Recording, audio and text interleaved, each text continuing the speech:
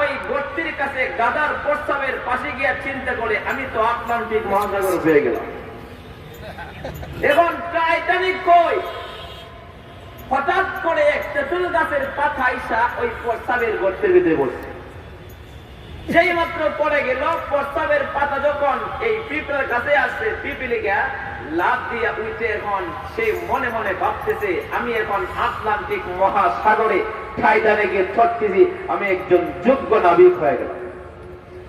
এই যে গাদার প্রস্তাবের মধ্যে তেঁতুল গাছের পাতার মধ্যে পিপিলিকার যে দশা, আজকে যারা ওয়াজের বিরুদ্ধে কথা কয়, কুরআনের বিরুদ্ধে কথা কয়, ওই গাদাগুলোর একই দশা। কারণ বাউল গান শুনে না মানুষ নিশা করে হয়, গাঞ্জা করে।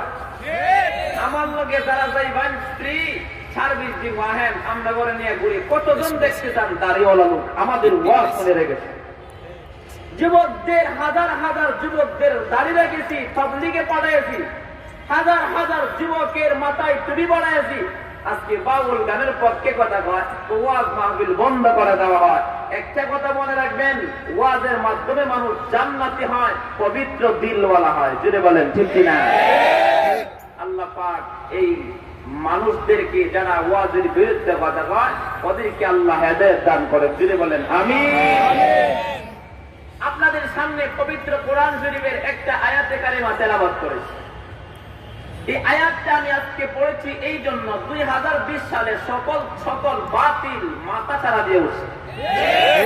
তাদের একটাই উদ্দেশ্য যে মুসলমানদেরকে গোলায়া বালায়া ইমানটা ধ্বংস করতে পারলে তাহলে মুসলমানদেরকে জাহান্নামে নেওয়া যাবে।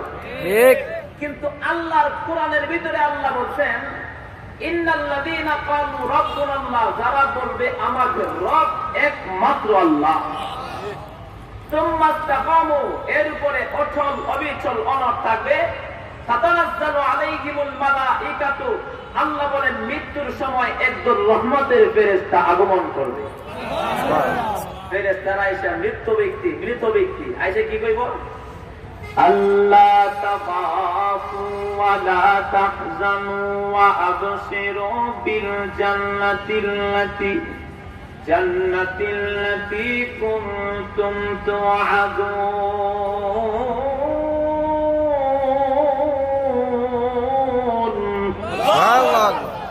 ফেরেশতারা মুমিন যারা, ঈমানদার যারা, ওদের কানের কাছে এসে বলবে আল্লাহ তাখাফু ওয়া লা তাহজানু, তোমাদের কোনো ভয় নাই, কোনো পেরেশানি নেই।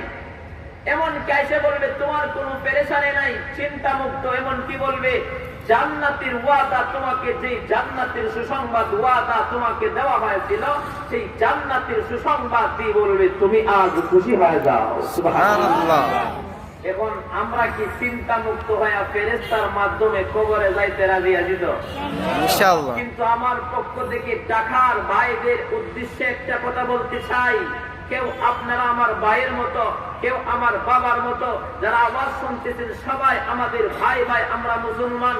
আমি ভাই ছোট ভাইয়ের পক্ষ থেকে একটা আহ্বান হলো, ইমানটা কিন্তু ধ্বংস করার জন্য কিন্তু কাফেররা ঐক্যবদ্ধ হয়ে কিন্তু হাতে হাত রেখে কাজ করতেছে। কিন্তু ইমান যদি ফাঁসির মঞ্চে নেওয়া যায়, যদি কাফেররা নিয়ে যায়, তারপরেও কিন্তু জীবন দেওয়া যাবে, কিন্তু ইমান কিন্তু দেওয়া যাবে না। কারণ হলো একটা মানুষের কাছে সবচেয়ে দামি হচ্ছে ইমান। যেমন সাহাবীদের কাছে সবচেয়ে গুরুত্ব ছিল ইমান। যেমন একজন সাহাবী বুখারীর ভিতরে আছে, রাসূলের দরবারে 10 জন কাফের আয়েশা নবীজিরে সালাম দিয়েছে। আল্লাহর নবী আয়েশা বলেন, ওগো আল্লাহর নবী, আপনার কাছে একটা সংবাদ নিয়ে আসলাম। আল্লাহর রাসূল বলেন, কি সংবাদ তোমরা আমারে দিতে চাও? এমনি পাহাড়ান শহরের 10 জন কাফের যারা আগমন করেছেন, তারা এসে বলতেছেন, নবী গো, আপনার কাছে এমন একটা সংবাদ নিয়ে আসলাম, পাহাড়ান শহরের 50,000 কাফের তারা একসাথে কালিমা পড়ে মুসলমান হয়ে গেছে। সুবহানাল্লাহ। যেই মাত্র এই কথাটা বলছেন, সাথে সাথে কাফেররা বলতেছেন, আপনি আমাদেরকে কয়েকজন সাহাবী দেন, আমাদের দেশে নিয়ে দেখুন, আমরা যেন আমরা কোরআন শিখতে পারি। আল্লাহ রাসূল সাথে সাথে একজন জামাত রেডি করলেন, 70 জন সাহাবীদেরকে রেডি করতেন 10 জন কাফেরের সাথে পাহাড়াঞ্চলে পাঠানোর জন্য। যেই মাত্র উদ্দেশ্য পাঠানোর জন্য রেডি করলেন, 10 জন কাফের 70 জন সাহাবীকে নিয়ে যখন পাহাড়ানের পথে যখন চললেন, পাহাড়াঞ্চলে যেতে একটা জায়গা আছে, তার নাম হচ্ছে বীর মাউনার প্রান্তর। সেখানে যখন চলে গেলেন, আল্লাহর নবীর কাছে জিবরাইল আমিন আগমন করলেন। জিবরাইল এসে বলতেছেন, ইয়া রাসূলুল্লাহ, ইয়া হাবিবাল্লাহ, আপনার কাছে আমি আসলাম কেন জানেননি? পাহারান শহর থেকে 10 জন কাফের এসে বলছে তারা নাকি সবাই কালিমা পড়ে মুসলমান হয়ে গেছে। না গো নবীজি, একজন কাফেরও কালিমা পড়ে মুসলমান হয় না। আপনি তাড়াতাড়ি একটা চিঠি লেখেন, চিঠিখানা আপনার সাহাবীদের উদ্দেশ্য করে আপনি বাহরাইন শহরের উদ্দেশ্য বীর মাউনার নামক স্থানে একজন সাহাবীর মাধ্যমে পাঠায় দেন, যেন আপনার সাহাবীরা চিঠিখানা পায়া আপনার সাহাবীরা আপনার কাছে চলে আসে।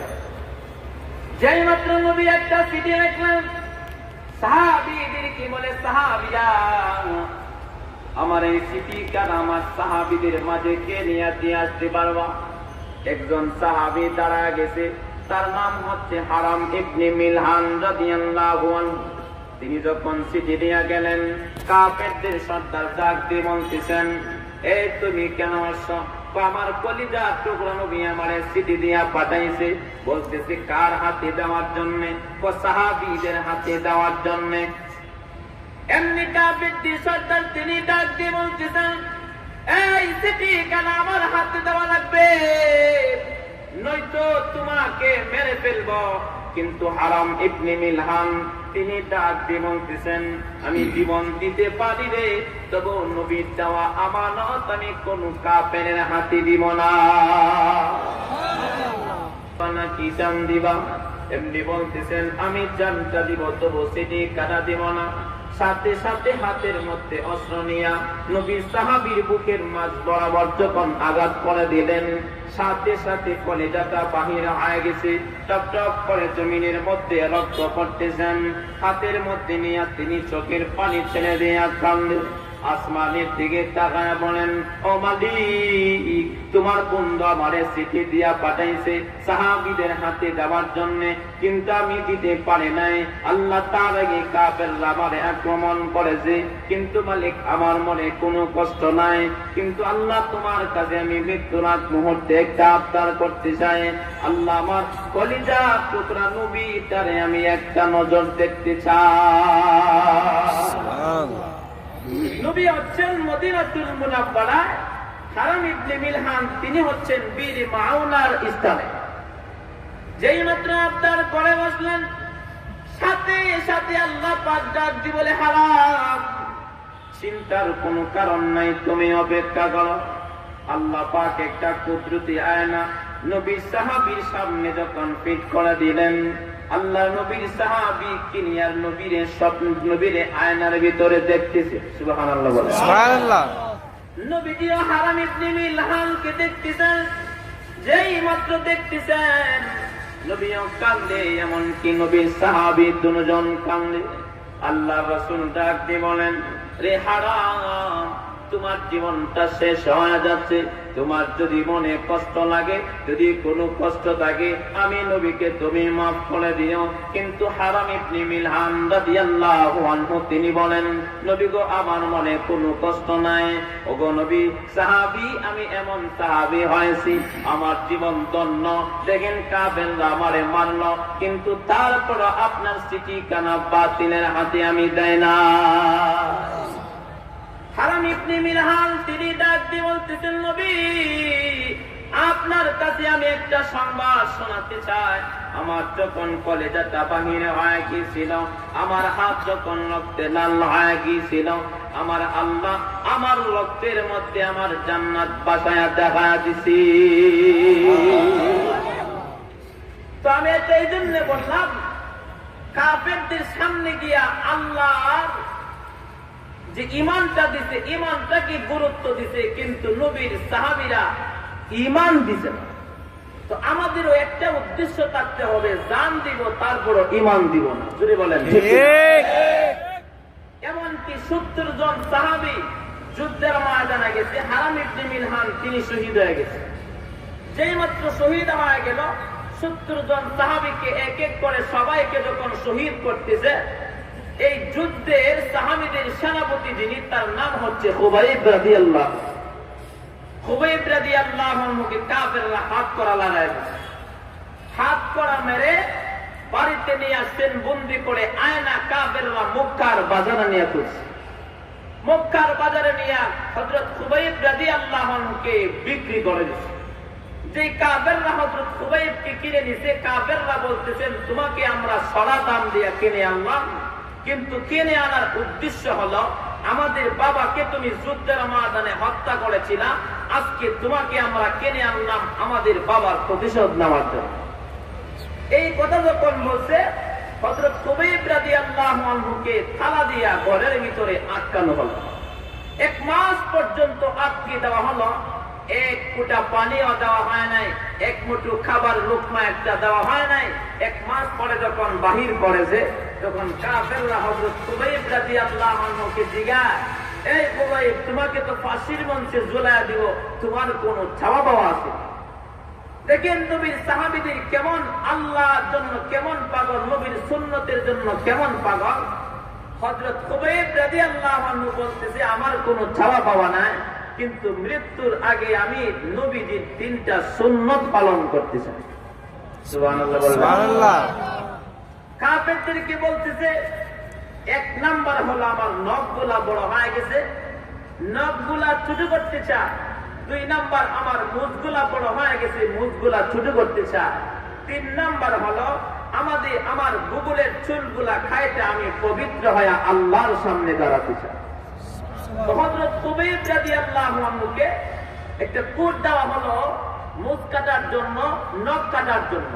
যেই মাত্র কাটতেছে, কাফেরের স্ত্রী চিন্তা করে ব্যাপার কি, হযরত খুবাইব তো একজন মানুষ, কিন্তু তাকে 1 ফুটো খাবার দেওয়া হয় নাই, 1 ফোঁটা পানিও দেওয়া হয় নাই, কিন্তু তিনি না খেয়ে 1 মাস পর্যন্ত কেমন করে থাকতে পারলো।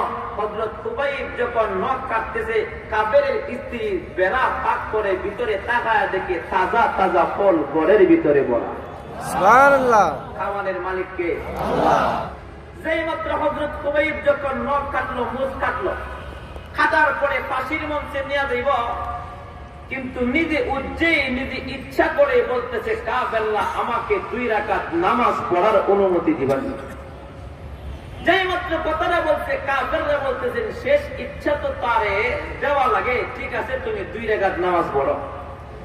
নামাজে দাঁড়াইলো, তিনি সূরাতুল ফাতিহা দিয়া এমনকি সূরা মিলানোর পরে নামাজ যখন শেষ করেছে, সাথে সাথে কাফেররা হযরত খুবাইবকে যখন তীর নিক্ষেপ করলো, তিনি যখন মৃত্যু হচ্ছে এমনকি শহীদ হয়ে যাইতেছে, তিনি চিৎকার দিয়ে দিয়ে কান্না করে আর বলে, আল্লাহ আমার জীবন ধন্য, আমার মার জীবন ধন্য।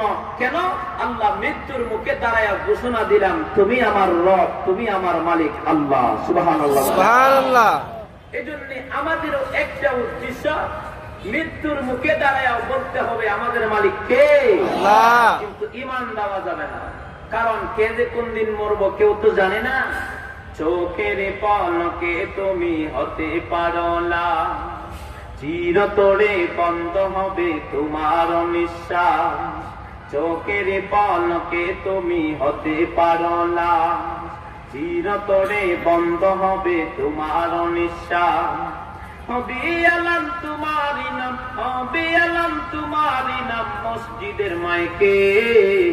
বাড়িওয়ালা নাই রে বাড়ি নাই রে দুনিয়াতে, বাড়িওয়ালা নাই রে বাড়ি নাই রে দুনিয়াতে। তোমার বয়ে থাকতো মানুষ ছিল বাহাদুরি, বাবনি হাওয়াই উড়া তুমি যে রঙিন ঘুড়ি। শুধু টান দিলে মালিক, শুধু টান দিলে মালিক পারবে না তাকিতে। বাড়িওয়ালা নাই রে বাড়ি নাই রে দুনিয়াতে। জোরে বলেন ঠিক কিনা? ঠিক। বাড়ি গাড়ি মিল ফ্যাক্টরি টাকার পাহাড়, বিলাসিতায় কেটেছে জনম কত অহংকার।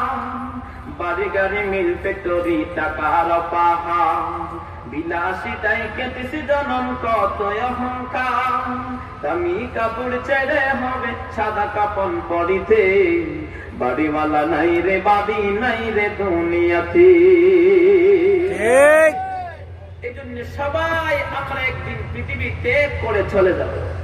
তাই আসুন আমরা হিংসা মুক্ত অহংকার মুক্ত জীবন আমরা গড়ি, আল্লাহ পাকের সামনে নিষ্পাপ হয়ে দাঁড়াই। রাজি আছি তো ইনশাআল্লাহ? ইনশাআল্লাহ। কেউ যদি আল্লাহর কাছে পবিত্র হতে চান, তার প্রথম নাম্বার হইল দিনের ভিতরে আল্লাহর ভয় ঢুকানো লাগবে। যখন একটা মানুষের দিনের ভিতরে আল্লাহর ভয় ঢুকা যাবে, সেই মানুষটা জীবনও নামাজ ছাড়বে না। আল্লাহর ভয় যখন মানুষের কলবের ভিতরে ঢুকে যাবে, সেই মানুষটা আল্লাহর জান্নাতি পেয়ারাদের মাঝে তার নাম উঠে যাবে। কারণ একটা মানুষ যদি দিলটাকে পবিত্র বানায় ফেলে, যদি কোটিপতি যদি হয়, আর যদি তার চেহারা অনেক সুন্দর, এমনকি মোটা তাজা, কিন্তু দিলটা ভালো না, সেই লোকটা আল্লাহর কাছে পেয়ারা না। আর যদি রিস্কা বা অথবা গাছতলায় ঘুমায়, ভাঙা একটা ঘরের ভিতরে ঘুমায়, কিন্তু দিলটা আল্লাহর জন্য পাগল, সে যখন আজান শুনে নামাজের জন্য পাগলের মতো চলে যায়, সেই মানুষটা যদি কালো বিশ্র হয়, দিলটা পবিত্র হওয়ার কারণে আল্লাহর কাছে সেই মানুষটা দামি হয়ে যায়। যদি একটা মানুষ দামি হতে চায়, সে যেন দিলের ভিতরে আল্লাহর ভয় ঢুকে। কারণ আল্লাহ রাসূলের দরবারে একজন সাহাবী চলে আসে, তার নাম হচ্ছে বারা রাদিয়াল্লাহু আনহু। এমনকি তার ছেলে তালহা তার সাথে আছে। সেই মাত্র বারা এবং তার ছেলে তালহা যখন আল্লাহর রাসূলের দরবারে আসেন, হযরত বারা রাদিয়াল্লাহু আনহু তিনি ডাক দিয়ে বলতেছেন, ওগো আল্লাহর নবী, আপনি আমার তালহাকে ইসলামের দাওয়াত দেন, আমার তালহা যেন কালিমা পড়ে মুসলমান হয়ে যায়। আল্লাহর রাসূল দাওয়াত দিতে হযরত তালহা কালিমা পড়ে মুসলমান হয়ে গেছে। হঠাৎ করে একদিন বাবা ছেলে দুজন আল্লাহর রাসূলের সামনে বসা। আল্লাহর রাসূল তালহা হলো 8 বছরের ছেলে। আল্লাহর রাসূল প্রশ্ন করেন, তালহা তুমি আমারে কতটুকু ভালোবাসো? নবী গো, আমি ছোট হলে কি হবে, আমি আমার জীবনের চাইতে আপনি নবীকে বেশি ভালোবাসি।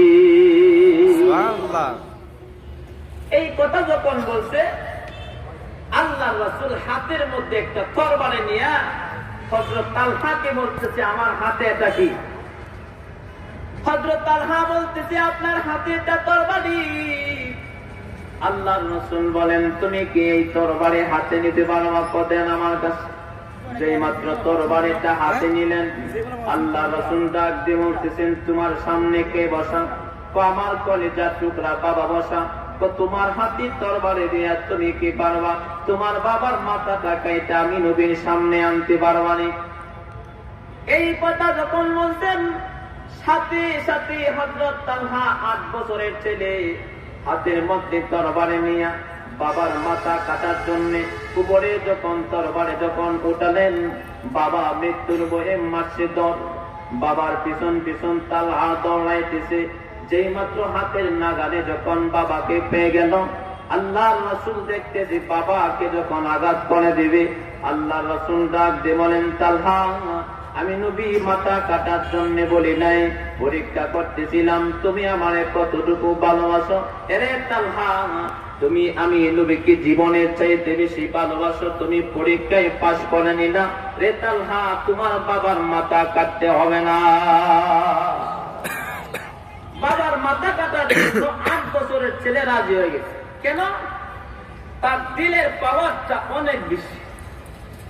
এমন করে যখন তিনি চলতেছেন, এমন কি যাইতেছেন মদিনার ঘরে ঘরে, তার হাত দাম ঢুকে গেছে। ছোট থেকে বড় মানুষ পর্যন্ত তালহাকে আদর করে ভালোবাসে। কিন্তু হঠাৎ করে একদিন গভীর রাতে পিতা মাতা এমনকি সন্তান তালহা যখন ঘুমায়, গভীর রাতে তালহা ওইটা বসে বসে কান্না করে। মা ডাক দিয়ে বলেন, তুমি কান্দো কেন?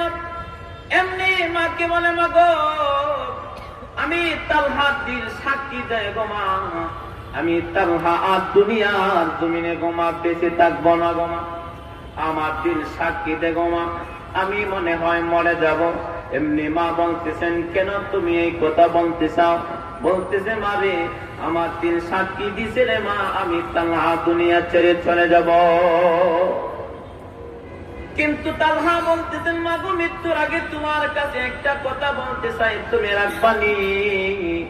এমনি তালহার মা বলে, তুমি কি বলতে চাও? এমনি তালহা বলে, মা গো যদি আমি গভীর রাতে আমি যদি মরে যাই, আমার কলিজার টুকরা নবীজির কানে তোমরা আমার মৃত্যুর সংবাদটা কেউ দিবা না। মা বলতেছে, কেন? তুমি তো তোমার রাসূলকে খুব ভালোবাসো। এমনি তালহা বলতেছে, এরা মা আমার রাসূলকে আমি খুব ভালোবাসি রে মা, যদি আমি মরে যাই আর যদি গভীর রাত্রে আমার নবীজির কানে যদি আমার মৃত্যুর সংবাদটা চলে যায়, আমার রাসূল পাগলের মতো আমার লাশের পাশে চলে আসবে গো মা। কিন্তু আমার বাড়ি থেকে আমার নবীজির বাড়ি হচ্ছে 3 কিলোমিটার দূরত্ব গো মা। এই রাস্তার মধ্যে কাফেরদের বাড়ি আছে, যদি আমার রাসূল যদি গভীর রাত্রে একা একা আসে আর যদি আমার রাসূলকে কাফেররা যদি একা পায়া কষ্ট দেয় আর যদি নবী আঘাত পায়, কঠিন মুসিবতের মাঝানে আল্লাহর সামনে আমি তার হাসে হারা দেখাতে পারবো না। 8 বছরের ছেলের কলিজার ভিতরে কেমন ভালোবাসা নবীজির চিন্তা করতে। যেই মাত্র কথা বলছেন, তালহা গভীর রাত্রে মারা যায়। এমনকি তার জানাজা, এমনকি গোসল জানাজা দাফন কাফন যখন হয়ে গেল, আল্লাহর রাসূল নামাজ পড়াইতেছে, ফজরের নামাজে তার বাবা গেল, কিন্তু তালহা তো কবরে ঘুমায় গেছে। আল্লাহর রাসূল নামাজের পরে পিছনের দিকে তাকায় দেখেন বাবা একা একা বসে আছে। আল্লাহর রাসূল জিজ্ঞাসা, কিরে বাবা, আমার পাগল তালহা কোথায়? নবী গো, তালহা তো দুনিয়া ছেড়ে চিরদিনের জন্য আল্লাহর ডাকে চলে গেছে। আল্লাহর নবী ডাক দিয়ে বলেন, রে তালহা দুনিয়া থেকে বিদায় হয়েছে, আমারে তোমরা কেন জ্বালাইলা না? ওগো আল্লাহর নবী, কেমন করে জানাবো? আমার ছোট ছেলে আপনাকে তো ভালোবাসে, আগে জানি না গো নবী, আমার ছেলে মৃত্যুর আগে বলে গেছে সে যদি মরে যায় আপনাকে যেন না জানায়। আল্লাহর রাসূল চোখের পানি ছেড়ে দিয়ে কান্দে আর বলেন, আমার তালহা কোথায়? আমার তালহা ঘুমাইছে, আমাকে তোমরা নিয়ে যাও। যেই মাত্র নিয়ে গেলেন, আল্লাহর রাসূল কবরের পাশে দাঁড়ায় দোয়া করে, আল্লাহ আমার তালহা আমারে খুব ভালোবাসতো মাওলা, কিন্তু তালহা তো দুনিয়া ছেড়ে চলে গেল, কবরের ভিতরে ঘুমায় দেন, আমার তালহার কবরের দৃশ্যটা তুমি আমারে দেখায় দাও। সুবহানাল্লাহ বলে। সুবহানাল্লাহ। এই ঘোষণা যখন দিলেন, দুয়ার শেষে আল্লাহর রাসূল বলে, সাহাবীরা আমার তালহা পবিত্র দিল নিয়ে কবরে গেছে, আমার তালহা ফুলের বিছানার মধ্যে আরাম করতেছে। এজন্য কেউ যদি আল্লাহর কাছে পবিত্র হতে চায়, সে যেন দিলটাকে পবিত্র বানায়।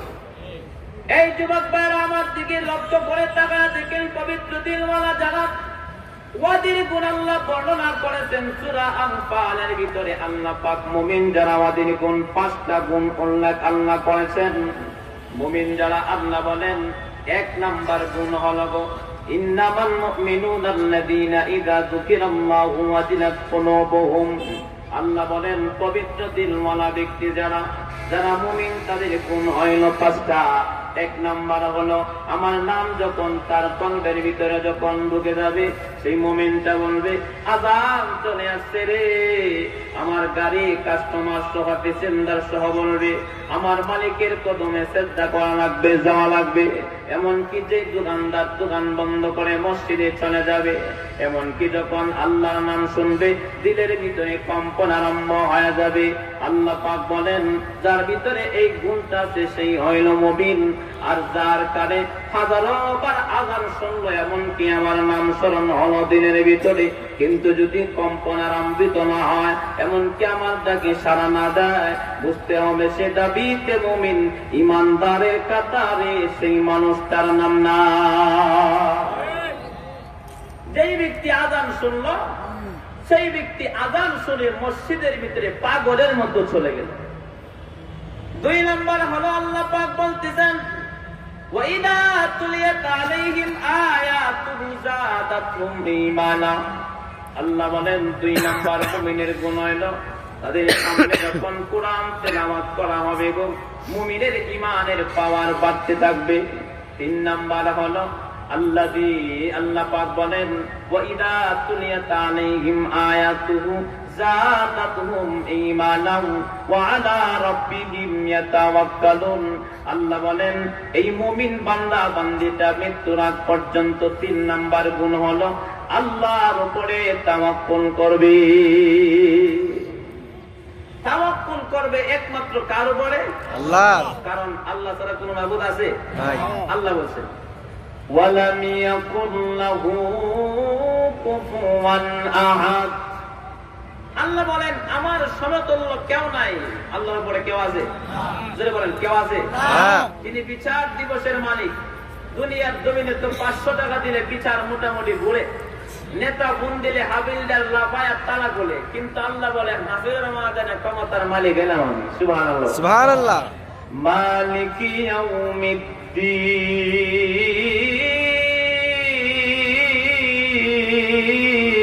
আল্লাহু আকবার।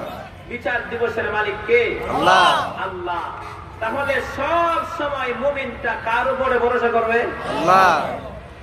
আমি ইতিহাসের কিতাবের ভিতরে পড়লাম বনি ইসরাইলের 3 জন ব্যক্তি সফরে বেরিয়েছে।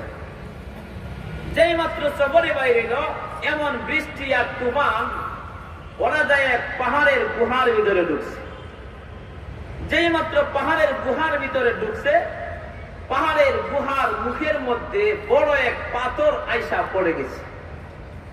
3 যুবক যেই মাত্র পাথর যখন গুহার মুখের মধ্যে পড়ে গেল অসহায় হয়ে গেছে। 3 জন চিন্তা করতেছেন নির্ঘাত আমাদের মৃত্যু হয়ে যাবে, হাজার হাজার বছর আমরা পড়ে থাকবো, আমাদের লাশ উদ্ধার করার জন্য কেউ আসবে। কিন্তু 3 জনের ভিতরে একজন বলতেছে দেখো দুনিয়ার কেউ দেখে না, কিন্তু একজন কিন্তু দেখতেছেন, তিনি আমার মালিক আল্লাহ। জোরে বলেন ঠিক না বেঠিক? ঠিক। সমস্যা হচ্ছে না? আমি জানি অনেকের ঘুমোতেছে, হাত তোলেন সবাই, আল্লাহরে দেখান। নারে তাকবীর, আল্লাহু আকবার, কোরআনের আলো। তো 3 যুবক গুহার ভিতরে পড়ে গেছে। 3 জন বলতেছে আমাদের নির্ঘাত মৃত্যু হয়ে যাবে, কিন্তু একজন বলতেছেন চিন্তার কোনো কারণ নাই, গুহার ভিতরে আমরা পড়ে গেলাম, দুনিয়ার কেউ না দেখলে আমাদের মালিক কিন্তু আল্লাহ দেখতেছেন, তার কাছে 2টা হাত তুইলা চাও, দেখবা আল্লাহ গুহা থেকে বিপদ থেকে মুক্ত দিয়া আল্লাহ পাক বাড়ির মধ্যে পৌঁছায়া দিবে। কারণ একটা মানুষ যখন 2 রাকাত নামাজ পড়ে আল্লাহর কাছে চায়, আল্লাহ দেয়। কথা বলেন ঠিক? আর জোরে বলেন ঠিক।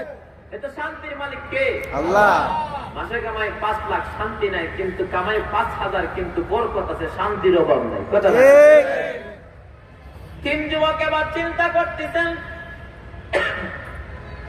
কি করা যায়। একজন পরামর্শ দেয় একটা কাজ করো, জীবনে নামাজ পড়েছ, রোজা করেছ, অনেক বড় বড় আমল করেছ, জীবনের সূত্র একটা আমল যদি আল্লাহর কাছে কবুল হয়, কে জীবনে এমন একটা আমল করেছ, এই আমলটা দুনিয়ার কাউকে খুশি করবার জন্য নয়, মহান আল্লাহর জন্য তোমরা কে কে করেছ আসো, আল্লাহর কাছে আমরা সেই আমলটা তুলে ধরে, যদি আল্লাহ পছন্দ করে, আল্লাহ পাক কবুল করে, আমাদের 3 বন্ধুকে আল্লাহ পাক বিপদ থেকে মুক্ত দিয়ে দিবে। তো প্রথম নাম্বার যুবক 2টা হাত উঠাইছে। যুবক 2টা হাত তুইলা কান্না করতেছে আর বলতেছে মালিক আমার সুন্দরী একটা চাচাতো বোন ছিল, কিন্তু চাচাতো বোনটাকে আমি খুব ভালোবাসতাম রে মালিক, কিন্তু বোনটাকে আমি ভালোবাসার কথাটা বলতে পারে না, কিন্তু আমি একদিন লজ্জা শরম বাদ দিয়া আমার চাচাতো বোনকে যখন আমি প্রস্তাব দিলাম, সাথে সাথে আমার বোনটা আমারে বলল বাইরে তোমার কথাতে আমি রাজি আছি, কিন্তু এতে তো স্বর্ণ মুদ্রা দেওয়া লাগবে। ও মালিক, আমি তারপরে বোনকে পাওয়ার আশায় আমি পাগলের মতো ছুটলাম এতে তো স্বর্ণ মুদ্রা জমানোর জন্য। যেই মাত্র স্বর্ণ মুদ্রা জমাইতেছিলাম, জমানো যখন শেষ হয়ে গেছে, আমি আমার চাচাতো বোনকে নিয়ে বললাম, রে বোন, তুমি যা বলছো আমি তা করলাম না, না তুমি আমার কথা মতে রাজি হয়ে যাও। যুবক বলতেছে, আল্লাহ, আমার বোন যখন রাজি হয়ে গেল, আমরা দুজন একটা রুমের ভিতরে ঢুকে গেলাম। দরজা বন্ধ হলো, জানালা বন্ধ করলাম, গভীর অন্ধকার, কেউ নাই, শুধু আমি আর আমার চাচাতো বোন দুইজন যখন উলঙ্গ হয়ে গেলাম। দুইজনে যখন খারাপ কাজ আরম্ভ করব, আমার বোন আমারে মনে করে দিল, আমার বোন আমাকে বলতেছেন, ইত্তাকুল্লাহ, আল্লাহর ভয় পায় তুমি করো।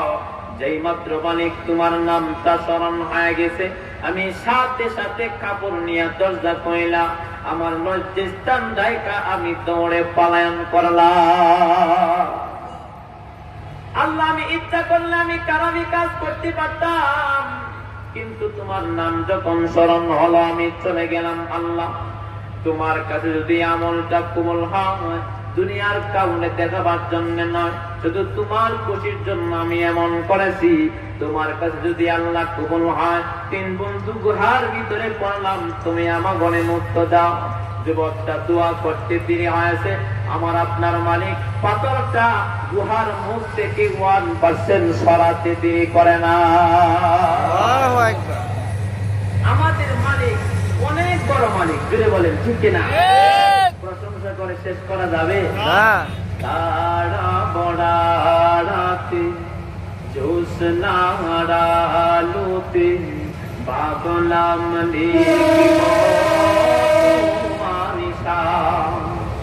কত যে মহান আল্লাহ, কত যে মহান, কত যে মহান তুমি, কত যে মহান।